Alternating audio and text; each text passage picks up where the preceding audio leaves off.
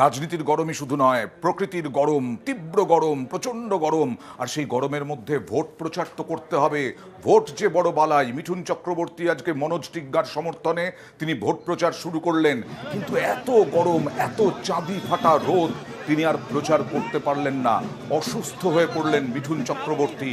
তিনি প্রচার থেকে সরে দাঁড়ালেন, কারণ তীব্র রোদ, প্রচণ্ড গরম, আরও গরম বাড়বে। কলকাতাতেও 40-এর কাছাকাছি যাবে।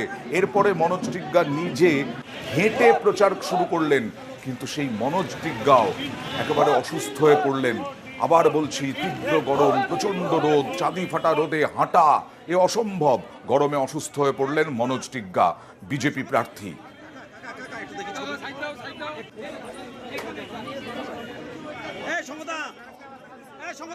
মিঠুনদা ডিআরএম অফিস থেকে চৌকিতের একটু আগ পর্যন্ত করেছেন।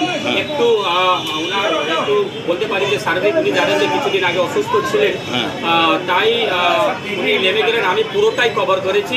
উনিও ছোট গাড়ি নিয়ে পুরো চৌপতি অব্দি কভার করেছেন। হয়তো সে ভ্যানে ছিলেন না, কিন্তু ওনার যে ছোট গাড়ি ছিল সে গাড়ি নিয়ে পুরো চৌপতি অব্দি উনি কভার করেছেন।